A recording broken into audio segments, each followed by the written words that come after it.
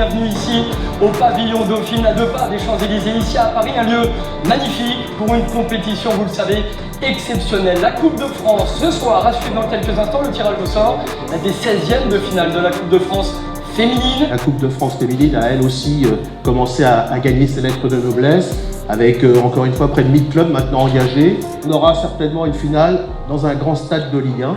Donc je vais proposer ça à la fin de la semaine et comme ça je pense que tous nos clubs auront envie de se rendre dans ce grand stade de Ligue 1 pour jouer la finale.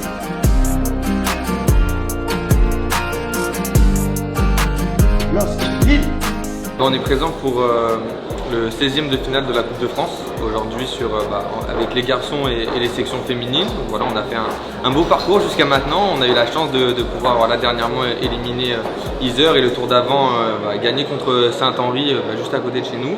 Donc voilà, aujourd'hui on a eu un tirage qui est très intéressant, qui va nous permettre de vivre une belle émotion, encore une belle rencontre avec cette Coupe de France.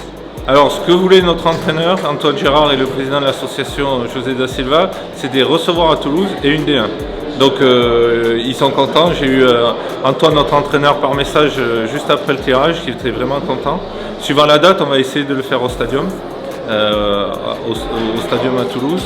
Choc à la clé, une équipe qu'on connaît bien, Montpellier, et qu'on va affronter 2 fois en 3 jours, parce qu'on va les recevoir donc en Coupe de France, et puis 3 jours après, on ira chez eux en championnat.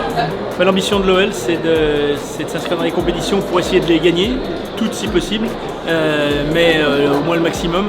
Et la Coupe de France, on l'a gagnée l'année dernière, et on l'a gagnée souvent, et c'est une compétition particulière à laquelle on attache beaucoup d'importance.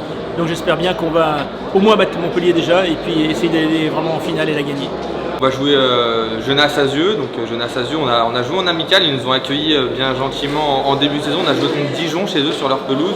Et après, pour la petite histoire, c'est un club que je connais très bien. J'ai grandi à côté de ce club-là. Donc ils ne sont pas présents, les dirigeants de Genasse, mais Jean-Luc et Yascon et Vincent Andriani, qui sont les responsables du club de Genasse, je leur ai mis un petit message pendant le tirage et on est très contents d'aller chez eux. TFC au féminin est une équipe extrêmement jeune, on performe, on est très bien placé pour la montée. Notre ambition, c'est de monter en 2e division et pour après essayer de grandir et d'aller plus haut. Mais recevoir la Saint-Etienne à Toulouse pour nos jeunes joueuses et pour notre staff et pour l'association du TFC qui gère le football féminin chez nous, ça va être une expérience extraordinaire. Pour me cacher, on aurait préféré un tirage un peu plus clément. Surtout qu'en championnat on va jouer le PFC et après on retourne à Montpellier, donc ça fait un gros calendrier en une semaine. Mais c'est comme ça, le tirage, on n'a pas le choix, donc il faut faire avec. Et ça fera un début d'année 2024 un peu chargé.